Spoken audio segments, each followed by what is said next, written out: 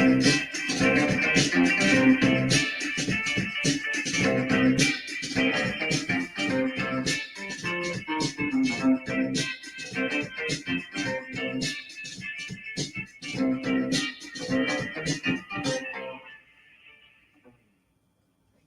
everybody, welcome back. Good morning, good afternoon, good evening, wherever you happen to be in the world. It is 2 p.m. Eastern Standard Time where I am sitting right now as we get ready to delve into some of the interesting news topics of the day or yesterday or tomorrow even, and we prattle on and on and on.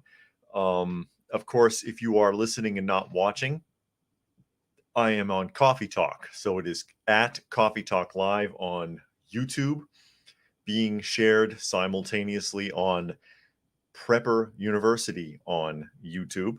Or if you're watching, I can be found on fistfulofradio.com, which is an Atlanta-based podcasting service.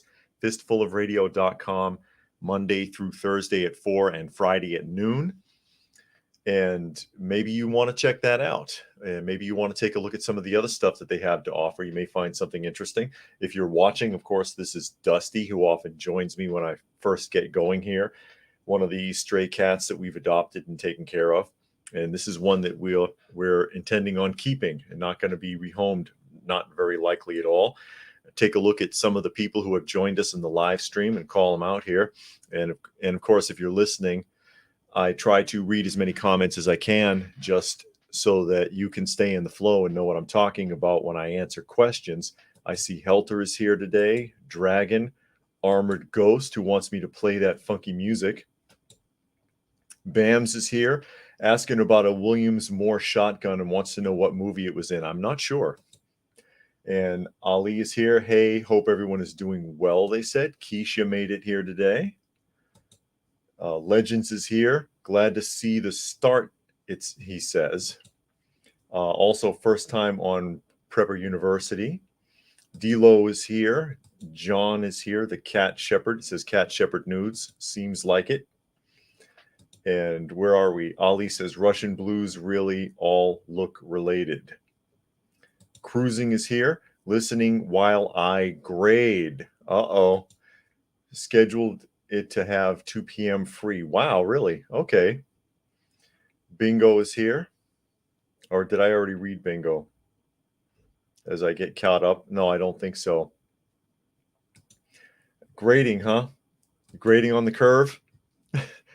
For those of you who are not aware, of course, Cruising works in a school. And we'll go ahead and we'll get ready here in a moment. I see Cynical is here. It says Cynical and Realistic. Alex Jones talks about new lockdowns coming up. Maybe the Democrats could use that for election purposes. Couldn't hurt. And Boogers is here. Hello from hot Southern Illinois. 111 right now with heat index. Wow. Well, it's 91 where I'm sitting. I'm not sure about the heat index, though, just that it's 91 degrees. Zane is here. People are rolling in. Oh, and I had announced that Thursday I may have to change my scheduling for Thursday because of a dental appointment. It looks like that's going to be Friday now. So on Friday, very likely I'll have to do like a 10 a.m. broadcast as opposed to a 2 p.m. one. Although, of course, if you are on like Fistful of Radio, it won't make a difference. But if you're watching on YouTube, it will.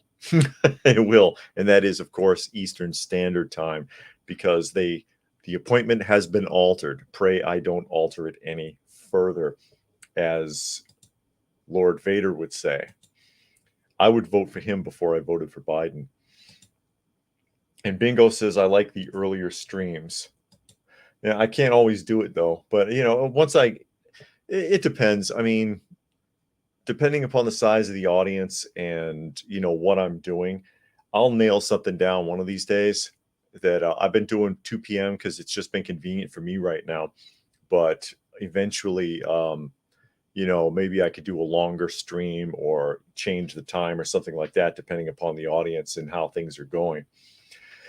As we pop into the news, and I thought this was interesting, but you all could have guessed this, taking a look at our buddy our buddy Biden, Uncle Joe, sweet old Uncle Joe. He doesn't mean any harm. And this is from, what's this news agency?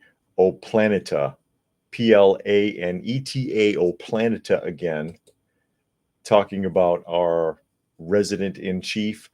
Biden struggles to read notes at Camp David, doesn't even know who he is standing with.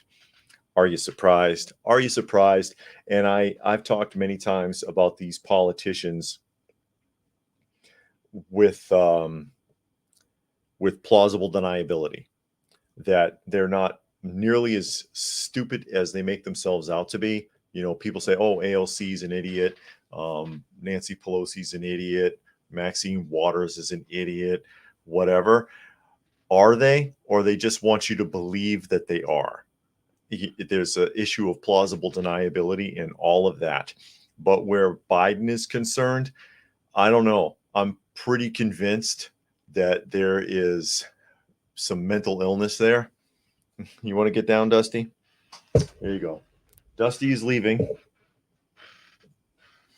Dusty is leaving, and she is on the floor with her brother, Daniel. And Bingo says, how many views did the 10 a.m. stream get? I'm not sure. And there is Preparedness Veteran has joined us.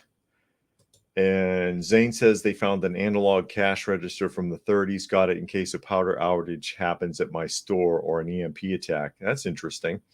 And Keisha wants to know if I found new employment. No, I have not had such luck. But getting into the article here, says President Joe Biden's appearance on stage at Camp David, Maryland, alongside Japanese Prime Minister Fumio Kishida and South Korean President Yoon raised even more concerns today as his struggles were evident throughout the day, culminating in his onstage address. During the event, Biden notably corrected an announcer who referred to Fumio Kishida as the Prime Minister of Japan, falsely stating that Kishida holds the title of president. The prompted questions about Biden's awareness of his fellow leaders, as it seemed he lacked familiarity with either Yoon or Kishida. Fatigue was apparent in Biden's demeanor as he delivered his speech, grappling with stuttering and difficulty forming coherent syllables. These verbal challenges have raised doubts about his ability to communicate effectively, leading some to question his suitability for leading a nation. Really? Now you're worried about it? He was acting like this when he was vice president, way back. Throughout the speech, Biden appeared confused, exemplified when he remarked, so we can get ahead of the issues. This is a quote. So we can get ahead of the issues as they appear with the experience that we've experienced during the pandemic. Excuse me, this is falling off. This moment further fueled concerns about his overall clarity and mental acuity. Are you good? I'm pretty sure he's either got dementia or he's got brain damage from when he had his aneurysm surgeries. He's had 2 aneurysms and 2 surgeries, and all of the weirdness, like with the smelling and the touchy-feely stuff, started after the surgeries because it altered him in a way that he can no longer control that. He can't hide it anymore, so he just does whatever. And, it's not like anything can be done about it, because there's Dusty and Daniel. Daniel's scratching my chair. What are you doing, Daniel? Cut it out. Anyways.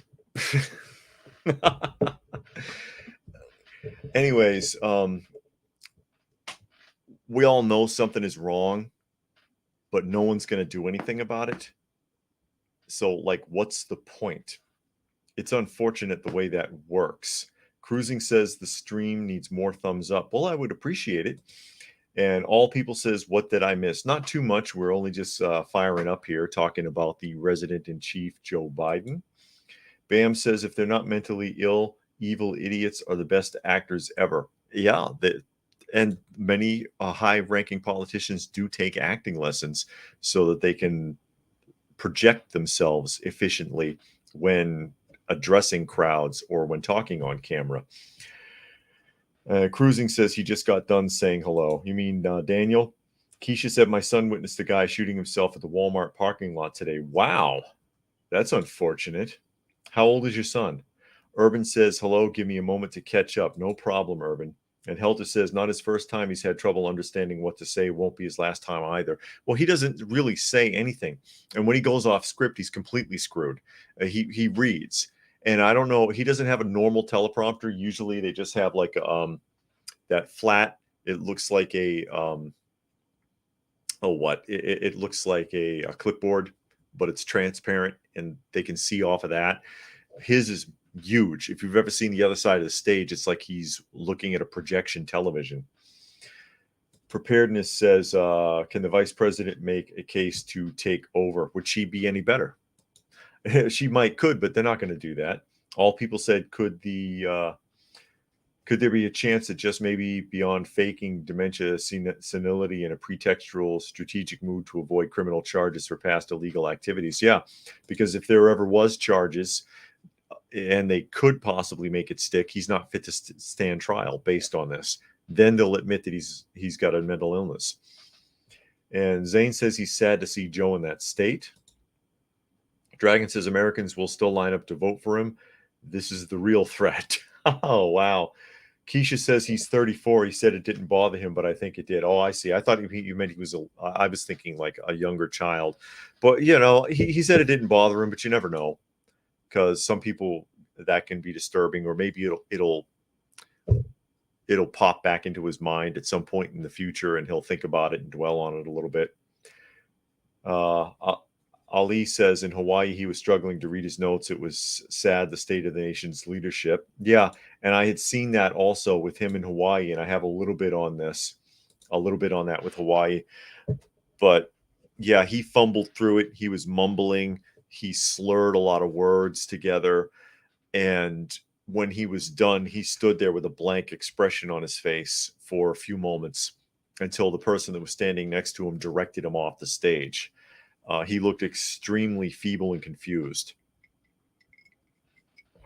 And that's scary. He can't be the one making the decisions. And then, of course, you have to wonder, well, who the hell is? Who the hell is?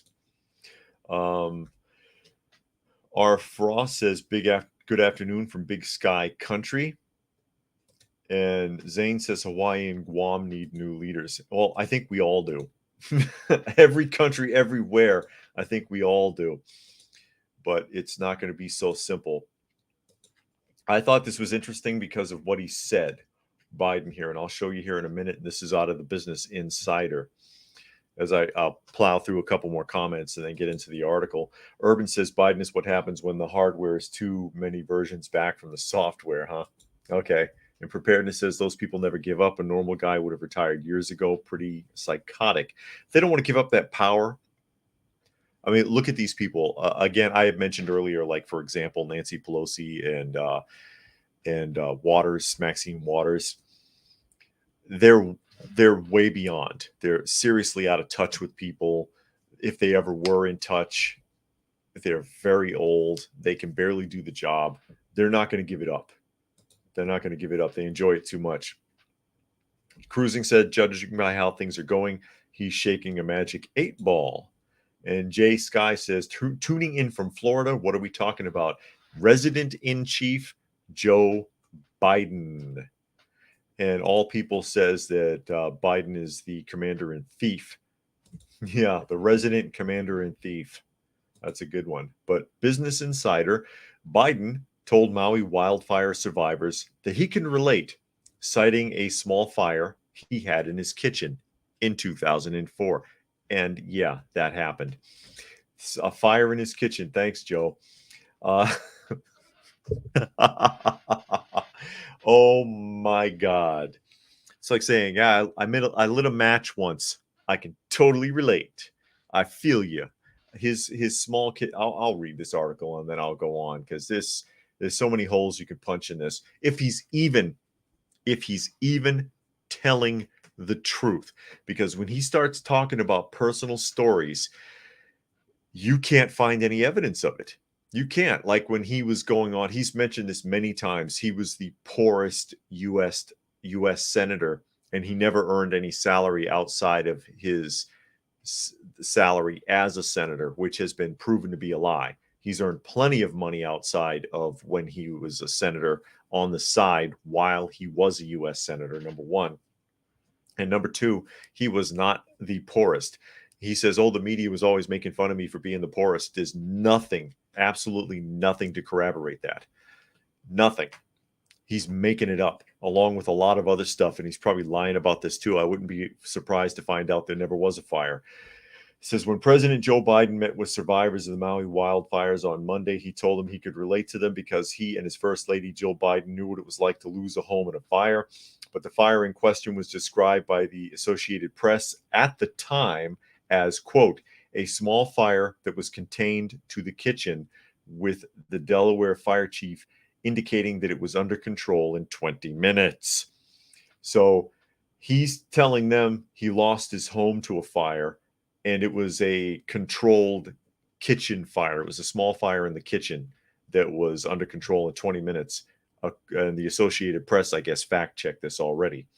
During Biden's visit to Maui, where the devastating wildfires have killed at least 114 people, he made a 13-minute speech to a group of survivors in Lithonia, I don't know how to pronounce that right, the city destroyed by flames with nearly every building to ash and rubble. Quote, I don't want to compare difficulties, but we have a little sense, Jill and I, what it's like to lose a home, he said, according to remarks published by the White House.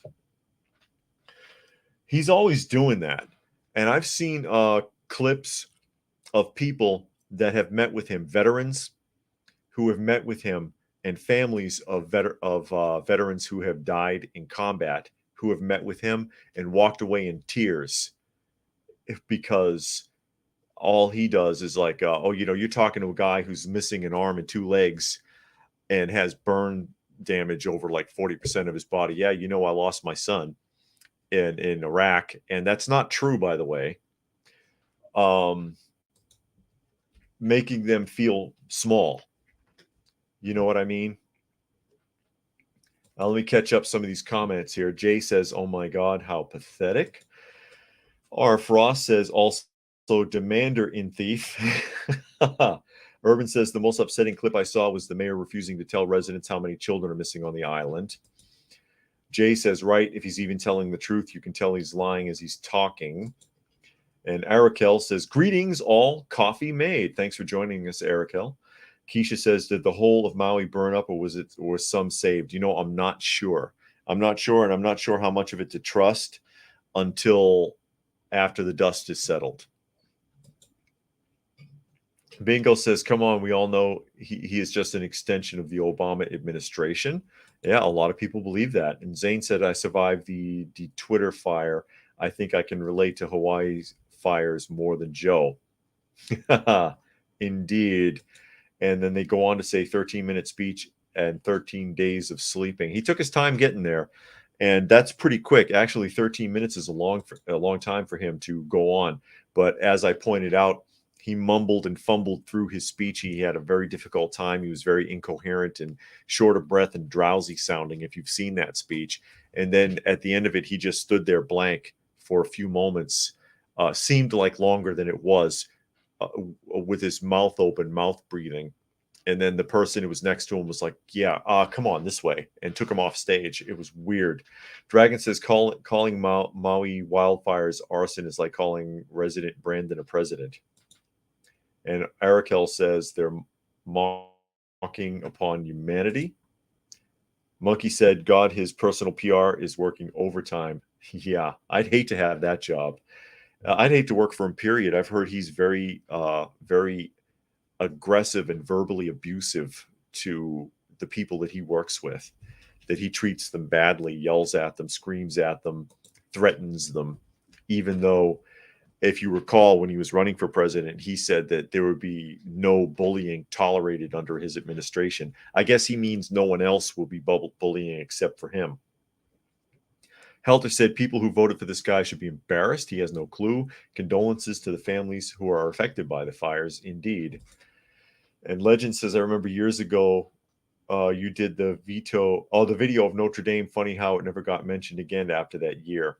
Yeah, that was significant, that video, because of YouTube blocking so many Notre Dame videos. There's Dusty playing on the floor there. Oh, I can't find her. Where'd you go? She's got that toy mouse in her mouth. There we go. See how she does? Get it, Dusty. She tosses it in the air and chases it. They took down over 400,000 videos. I think it was over 400,000 videos. And then they had to apologize because they said their algorithm took it for videos about 9/11. After they had previously said that they don't interfere with those videos and the algorithm doesn't pull down videos based on that. So that was very significant for that reason. Ali says, I had a discussion with my family the other day when they said that they didn't have the water yet. They are surrounding it by 360 degrees. Can they not use salt water? Am I missing something? Pumping salt water, I'm not sure. If I would assume they would be equipped for that out there. I would assume they'd be equipped for that out there, but they'd have to run that pretty deep because of of course, the tides, they ebb and flow. And Picario is here. Thanks for joining us, Picario, as well as Fluke Man. He says, just got home, forgotten about your live video. No problem. I'm glad you could join us. And Zane says, this just proves to me that unfortunately Hawaiian independence is a lot harder than I thought. Yeah, so is Puerto Rican independence. R. Frost says, I'd gladly take a vacation date to tell them what scumbags they are instead of a protest outside of their home. And I think anybody who's getting calls from real estate developers needs to dox them. Well, that's a given because the location is prime, that companies are gonna make that attempt. And Jay says Maui's waking a lot of the sheep. It's too suspicious this time. Hydrants weren't working. Alarm didn't sound. No emergency broadcast system. Well, a sheep being awoken doesn't mean they're not still a sheep. And it doesn't mean they're still not going to behave like one. That's the problem with sheep. People don't want to wake up. And when they do, they don't want to do anything. They don't want to be responsible. They don't want to be the one to put their foot in the water. So that's the problem. Yeah, a lot of people, I think more people are aware of the problems that are going on than not. But they're not going to step up because they're afraid. They're afraid of being canceled. They're afraid of being ostracized. They're afraid of losing their job. They're afraid of being threatened. They're afraid of confrontation with people who don't agree with them. They're afraid for a lot of reasons. So they'll, like I said, you can wake up a sheep, but he's still a sheep. That's really the problem. And Keisha made a $2 donation to the channel and says, thank you. You're welcome, Keisha. Thank you. Thank you for helping the channel out, helping the kitties out, the stray animals that we take care of. As I try to get through some more of these comments. I try not to skip them over just so people who are listening can keep up. Cruising says, it's been really disturbing watching gaining wealth turn my middle brother into a sheep. He's not willing to critically think through anything anymore. He won't even consider other positions. That was the main thing that I found when I took college philosophy, was that most of the class was failing or barely passing. They had a really difficult time with it. They struggled because they couldn't put their minds into the mindset of the time period. Like, I forget who it was. One of the earliest philosophers had ascertained that everything in the entire universe is made out of some form of water. And this was believed for a very long time. Rock, water, metal, water, tree, water, everything is freaking water. The reason they believed that was because that was the only element that could be viewed in 3 different states of existence at the time. Water as a liquid, ice as a solid, and then steam as a gas. And of course, there's other forms, but those are the 3 that they could see one element become. And so they assumed everything must be connected to this, and they believed it for centuries. And you explain that to these younger kids, oh, that's stupid. How could they think that? Because you have the benefit of thousands of years of people developing that thought process. That's why. Nobody thought of that then. Nobody thought beyond that. That was the first step. You're at step like 3,000 and you're like, duh, how did they not know that? Duh. It's really frustrating. Bam says those who actually accept the $700 will probably give away some legal rights. And Bam's is talking about, of course, the FEMA allocation that is being distributed to some of the people out there right now in Maui. Urban says, I knew we were dealing with a powerful mind parasite when even Sam Harris fell under its influence. And Zane says people have trouble comprehending the minds of people from the past. That's true. That's also why a lot of people misinterpret biblical concepts, because they're taking something from 2, 3, 4,000 years ago and they're applying a modern perspective on it. They're overlaying a modern perspective and not taking into account the mindset of the individuals at that time. And then, of course, you're not going to view it right. And Key for us says it's just all a land grab, clearing out rural areas to fill their 15-minute cities. Cruising says listening to Harris go over the edge was disturbing. And Zane said the way people were treated in the 1800s was different, way different than today. Yeah, in every other period and every other period. And here, what's this one? The next one up here, it ties in with the whole Maui crisis. And this is a different take on Maui that does not follow the climate agenda, which is why I wanted to read it. It touches on the idea that they've been warning about the possibility of something like this happening for quite some time, basically because of abandoned sugarcane plantations. It says, Walker, this is from the Daily Caller, if you wanted to look it up. Americans deserve better than climate change. Lies. Here's what really caused the Maui wildfires. And, that's still up for debate, still up for speculation. Some people think it was set on purpose. If that's true, you'll never find out. But I'll go ahead and read the article. It says the wildfires that raged on Maui are a sad and tragic event that will no doubt take years to overcome and rebuild. The most serious blaze swept through the coastal town of Lahaina, where almost every building has been destroyed. But the powerful flames of the state's deadliest wildfire hasn't even finished their devastation before alarmists began spouting climate change rhetoric. That's true, and I'm tired of hearing it. California Governor Gavin Newsom, climate enthusiast and gas-powered vehicle cynic, good point, lamented that Californians know firsthand the devastating toll of catastrophic wildfires fueled by climate change. Quote, yeah, thanks for your help, Newsom. That really helps the people in Maui to compare wildfires in your town to theirs.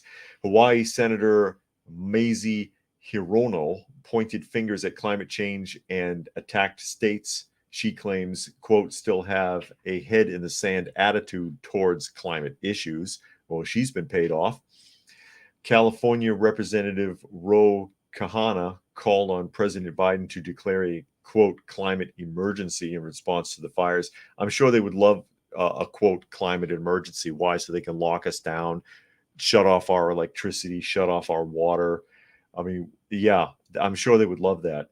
Even Hawaii's Governor Joshua Green couldn't resist, quote, that level of destruction and a fire hurricane, something new to us in this age of global warming. I don't think they said global warming anymore. I thought they gave that up. Was the ultimate reason that so many people perished. Yeah, global warming is so last year. That's back there with acid rain and holes in the ozone layer.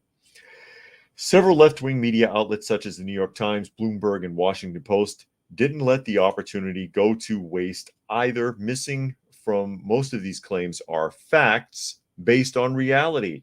And reality says there is so much more to the story. Lahaina literally means cruel sun. This part of Maui has always been hot and dry and is subject to wild brush fires. Hawaii has vast areas of unmanaged non-native grasslands from decades of declining agriculture. Professor Weitzuek of Stanford says there is no doubt that fire-prone grasses have invaded drier Hawaiian ecosystems and brought larger, more intense fires. Clay Schmidt, professor and environmental management expert at the University of Hawaii, agrees. Quote, blaming this on weather and climate is misleading. He warned about this exact scenario 4 years ago in the Maui News, and he goes on to cite down here, pineapple and sugarcane plantations have been abandoned since the 1980s, and they quickly became dominated by invasive annual grasses that flourish and are highly flammable even in moderate winds, which is an interesting point. Interesting point to throw out there as we flow through some of these questions and catch up a little bit. Zane says, my Irish great-grandparents were not white in the 1800s. Urban says, similar questions are beginning to get asked regarding the Kelowna fires, some of which are still out of control. Legend says, do you think there will be another pandemic next year, doing it to be an election year? It wouldn't surprise me, but I don't want to make predictions. Zane says, most kids I've explained this cannot even grasp the concept. Urban says, in Canada, environmentalists basically negate any attempts to properly maintain the lands in a fire zone. Brush clearing is not allowed. Jay says, yes, new C virus lockdowns are coming per a TSA whistleblower. Zane said the hole in the ozone layer was fixed in the 80s and acid rain diminished with the abolition of coal as a fuel source. We still use coal. Dragon says the Maui narrative is used to extort our inclinations towards preservation. They want to squeeze more money out of you. I agree. Instill desperation and fear into the sheep and demonize the red pillars. Monkey says, I remember way back in the early 2000s from my childhood that hairspray cans apparently damaged the ozone layer, if I remember correctly. I remember hearing that. And Legend says, sorry, meant to type pandemic. Don't worry about it. And Keisha said, I heard that more lockdowns are coming. Yeah, people are going to be paranoid about that now because of what happened last time. They showed that they can effectively pull it off. People cooperated.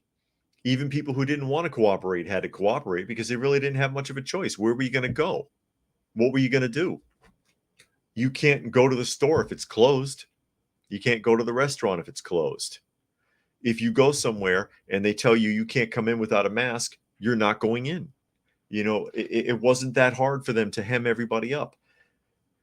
People did it because they were scared or because they didn't want confrontation with other people. And people would get nasty with you.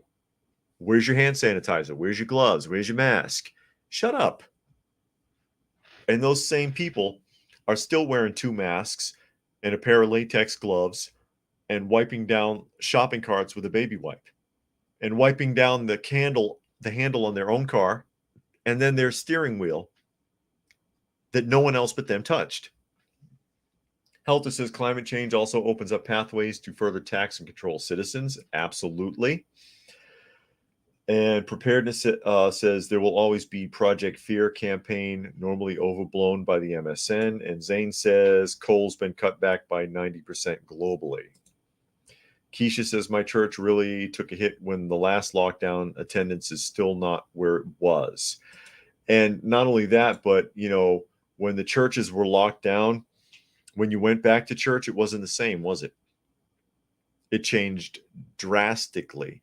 And again, I'll warn anybody, if you have a 501c3 church, it's basically being government controlled because there's a limit on what they can say or else they'll lose that status. And they don't want to give that up.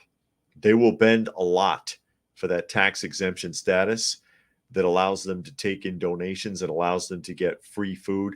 You know, a lot of churches can't even get food donations for their pantries or whatever if they're not a 501c3 authorized charity.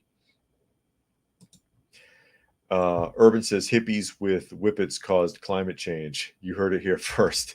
There you go. And Jay said, I sat in my house for a week before I realized Florida's never closed anything. That's about when I started looking into what TF was going on. I get it. And Bam says, my seatbelt umbrella helmet won't work if everyone else also doesn't use one. I know.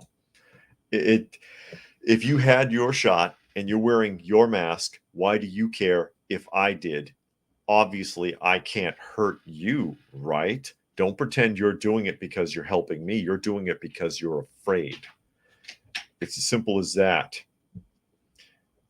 Zane says they expect an EMP over a nuclear war. Well, that's a little more plausible than an all-out nuclear war.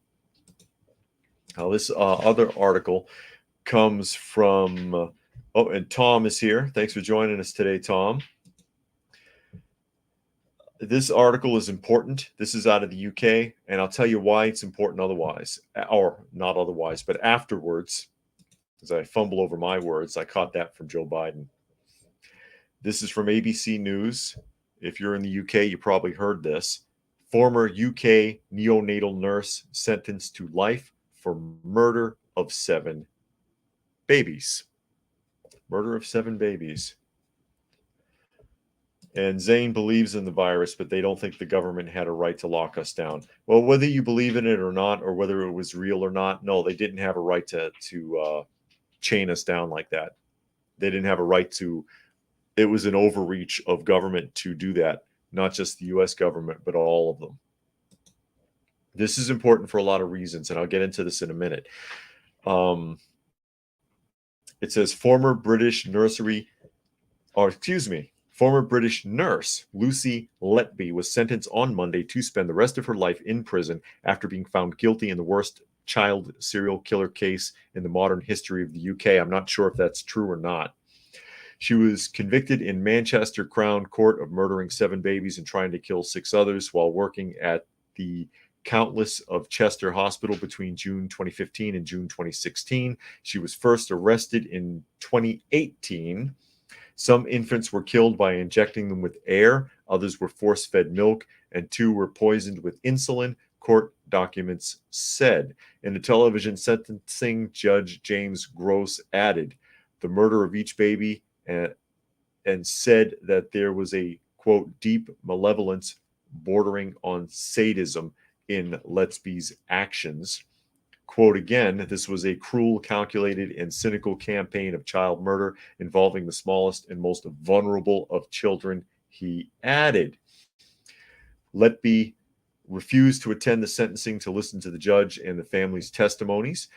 Earlier on Monday, Prime Minister Rishi Sunak said it's, quote, cowardly that people who commit such horrendous crimes do not face their victims. Ghost stated that the court had no power to force the defendant to attend a sentencing session.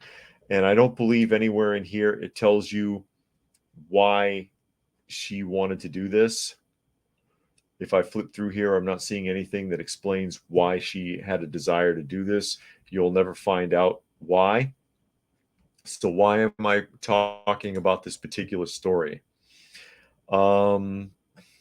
Just a couple more questions.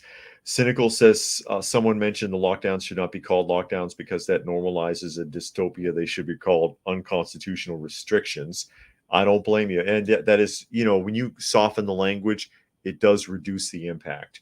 And Zane says, did you say insulin? That's very brutal. Yeah, it said insulin. This makes me think of Munchausen's by proxy syndrome. And I did a video on that a couple of years back, and ScrewTube took it down. They don't want me talking about that.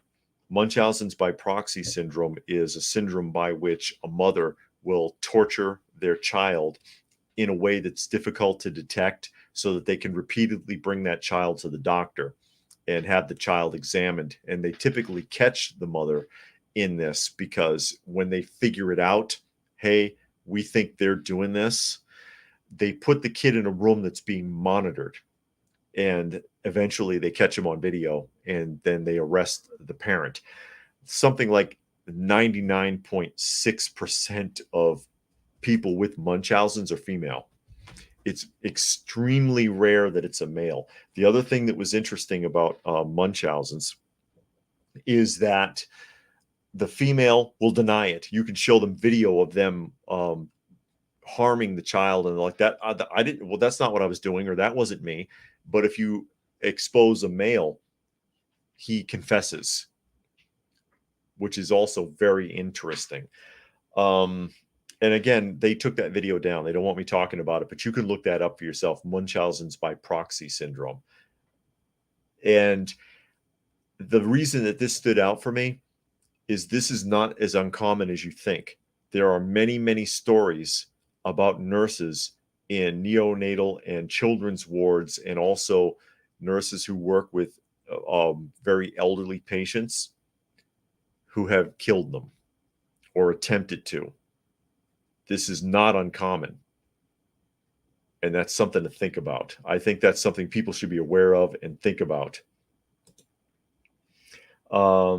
Zane says child, elderly, and disabled adults.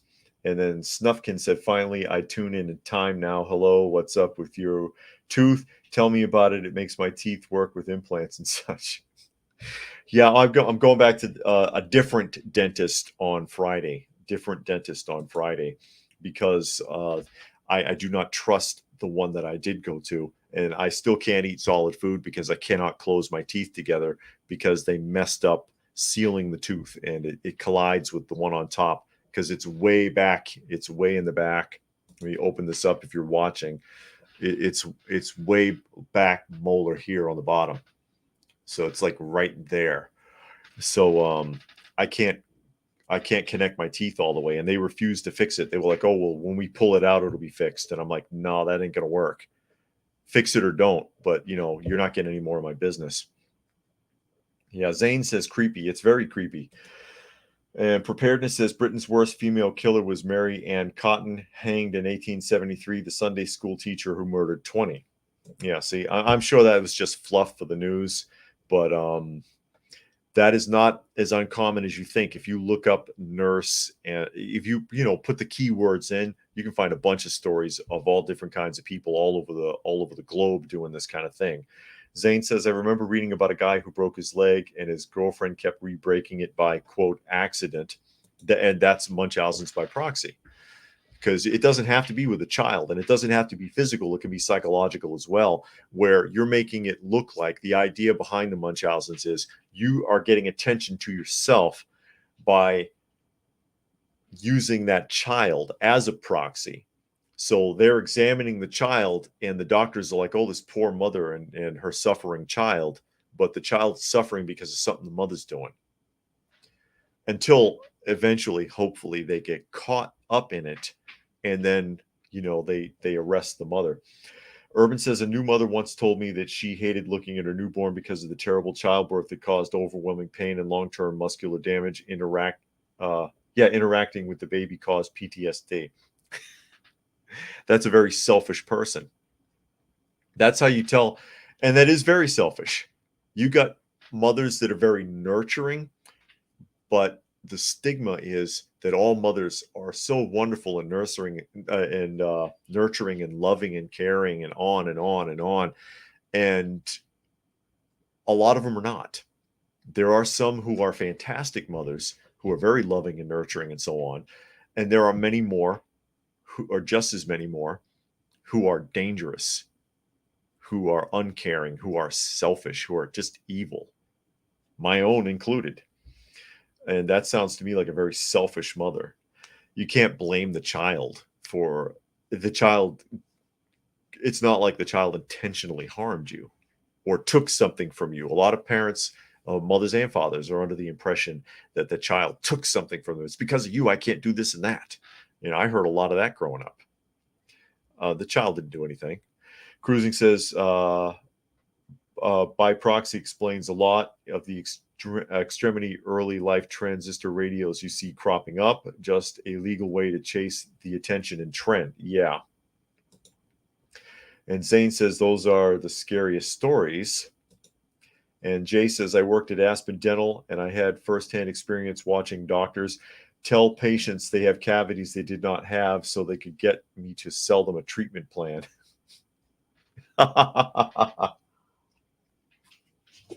Yeah. Doesn't surprise me. And Fluke Man, yeah, Aspen's a chain.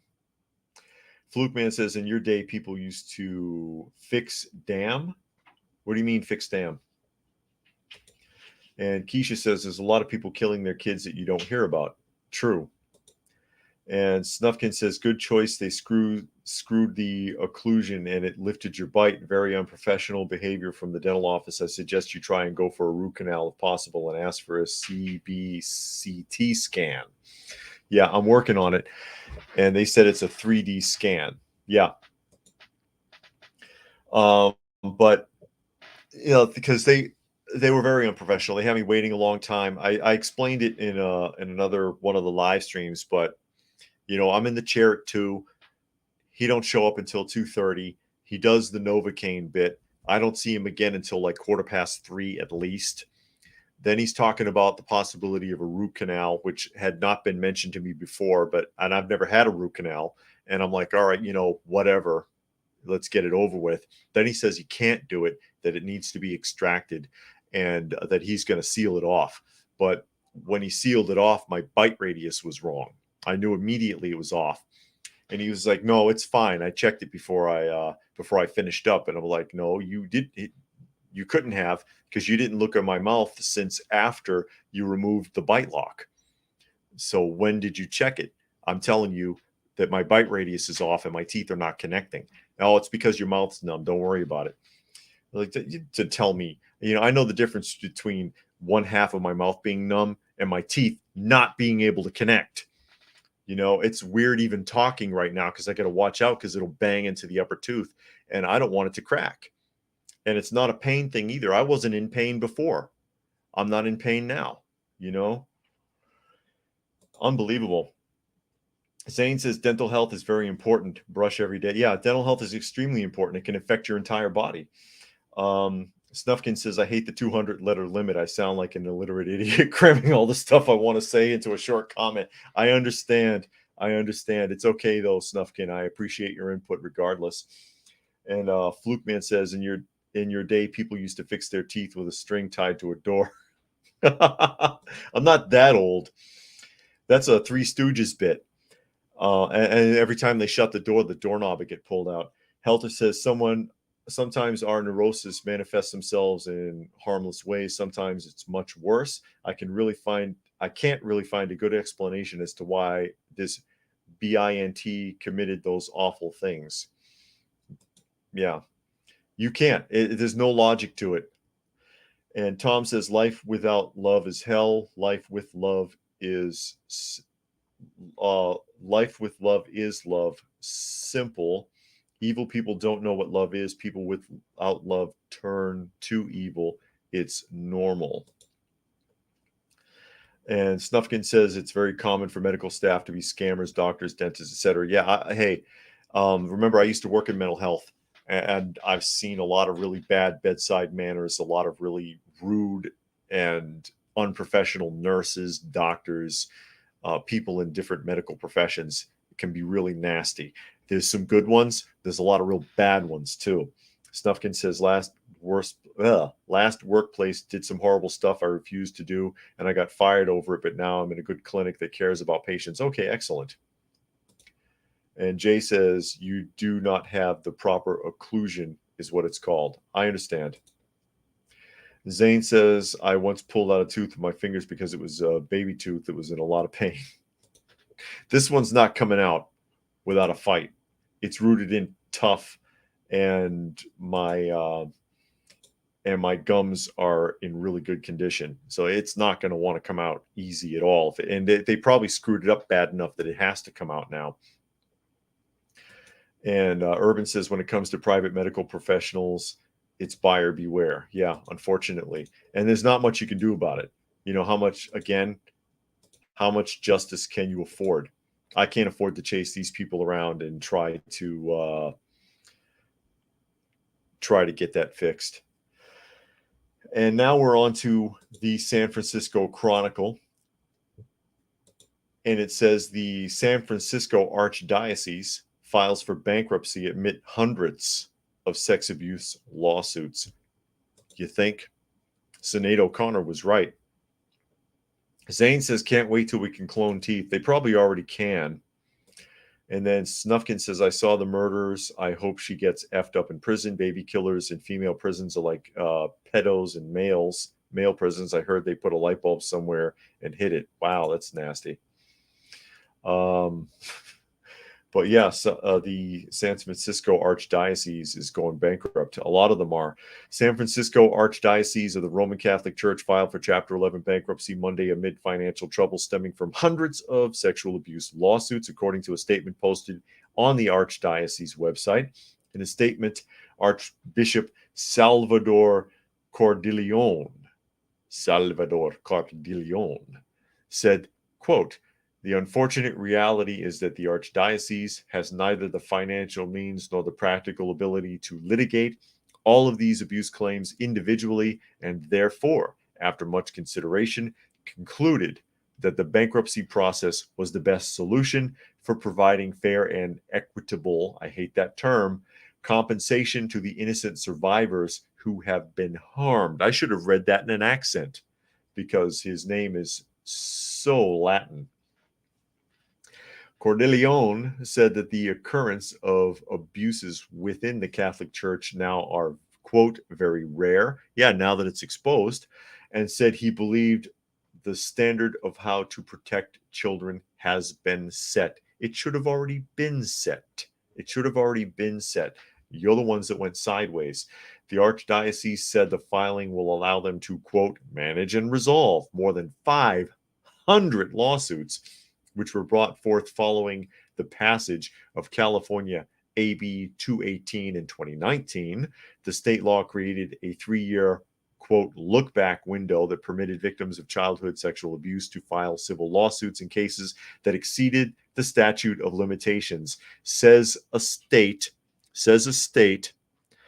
that is under fire for trying to change the law. Remember, we talked about this last week, a current law that allows adults to marry minors. I'm just saying, because they're fighting that, they're trying to keep that from going into effect because they want to be able to continue to marry minors in the state of California. And I mean young. Unbelievable. Urban says too many priests spoil the broth. Oh, yeah. And Zane says true, very true. Instead of a light bulb, it's a shank. Okay. You guys. Snufkin says, I'm always for a conservative option in dentistry because implant should always be the last resort. Also, you can transplant teeth, but I don't know how many people do that.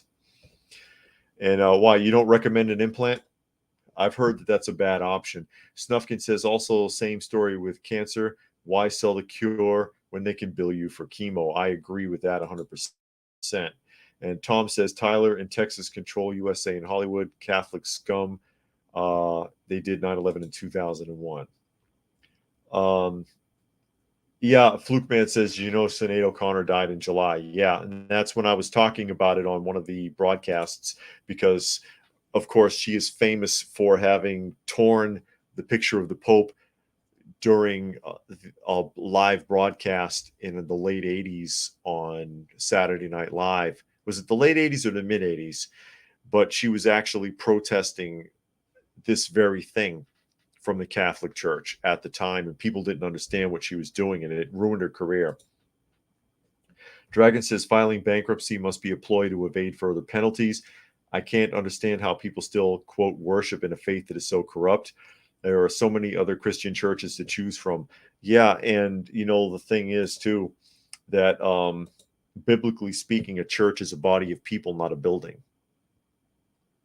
You don't have to go to a building, go to a church to worship at all. Keisha says in Taxi Driver, the main character had come back from the Vietnam War, highlights the problems of our veterans. Because there was some side conversation about Taxi Driver in here. Snufkin says a person cured is a costumer lost in their mind. And Tom says they killed Kurt Cobain, Robin Williams, Chris Cornell, Scott Weiland, so on and so forth. But I just think that's interesting. A lot of these archdioceses are filing for bankruptcy because of all of these claims from going way back. And you see that also in the Boy Scouts. And that makes me nervous now that the Boy Scouts have altered their requirements for scout leaders and scoutmasters amid lawsuits and changed a lot of their rules. because, again, referring back to the interview series I did for the Boston Phoenix newspaper in the early 90s, many of the people in that community have fantasies about Boy Scouts that are so involved that they actually own scout uniforms. Scary stuff. Snufkin says they got more into religion and they say it's very cool to live by the way our grandfathers and grandmothers did. Be the person God wants because he's testing you. He is testing you. Let's see if I have time for one more here. I think I do. This is really interesting. And it has to do with the migrant crisis. And this article is going to be from Fox News. And it says New York College evicts 44 migrants from campus dorms and gets accused of discrimination. Oh, say it isn't so. Say it isn't so. SUNY Buffalo, I guess that's supposed to be Sunny. Sunny Buffalo State University has been accused of discriminating against 44 migrants housed in campus dormitories after the school announced it would evict its visitors before students returned to class on Tuesday. In May, Buffalo State agreed to let migrants stay in their dorms because the nearby Jericho Road Vive shelter was over capacity and could no longer adequately support the influx. Jericho Road's founder and CEO, Dr. Myron Glick, claimed the school officials recently informed him that Buffalo State had decided against extending the agreement with his organization because of concerns from parents over student safety. Parents allegedly spoke out after 2 migrants were charged with sex crimes at Chicatogua hotels, just 10 miles from the campus. Glick, condemning the university's actions, said the migrants housed at Buffalo State are being punished for their actions of 2 migrants with no connection to those staying in the school dormitories. Here's the thing, though. This is a college, right? Oh, a university, excuse me. This is a university that has an obligation to students and to parents who are paying for those students to attend. They have dormitories that they've already leased out to these people, regardless of parents feeling concerned about migrants living in there, which they shouldn't be there anyways. They gave them a chance. They had them in there since May. It's been 4 months. It's coming on 5 months. They've been living in there for free because the shelter was overloaded and somebody did some deal or they got some write-off or they got something for it. But now you got the students coming back. It's time to move on. We have these places rented. They're probably going to have to do a lot of repairs and cleanup because that's been a standard with this in the hotels and motels and shelters and everywhere else. Parents and students are concerned who paid for this. Dormitories are not cheap, and you're going to claim it's discrimination because it's the period that they had set up is over. Keisha says, I'm so tired of the discrimination thing, so overused. Absolutely. Preparedness says, why don't they house them in FEMA camps? They want to put you in one. The ones with the barbed wire and lookout towers. Oh, I see. Urban says, in Canada, hotels are routinely trashed by migrant, quote, refugees. Currently, there are big problems at Niagara Falls, just the latest. I know, all over. A lot of those places are getting destroyed, and it's expensive. Who's going to pay for that? Zane says, migrants I have no problem with as long as it's legal. Yeah, and that's kind of the key there. Helter says the mix of migrants and undergrads just seems like a jarring situation for everyone involved except the government and the college administration. College administration's had enough too. Snufkin says universities are filled with bad, lazy, and idiotic people. And Bam says that's what you get for helping. Yeah. You know, no good deed goes unpunished, as they say. Isn't that the old expression? And Zane says there are exceptions for illegals, like if you're being threatened. And then Dragon says housing migrants is a fine thing to do, but honestly, it's not a good idea to do this on a campus. I remember there being certain housing for, quote, families available, so maybe it was there. That's possible. That's possible. I think it's a bad idea. It's bad enough that they started putting them in hotels and motels anyways. Never mind the fact that these hotels and motels are being compensated with your tax dollars. If they're going to do something, they need to set up something separate, a tent city or something that they can monitor and control. And it's not being done. It's not being done. They're putting these people off on everybody. Remember, last week I was reading an article that in New York, they want to start renting houses from people. They got money set aside for this now to rent houses from people. I don't want to rent my house to the state to have a migrant family live in there and destroy it. Regular tenants are bad enough.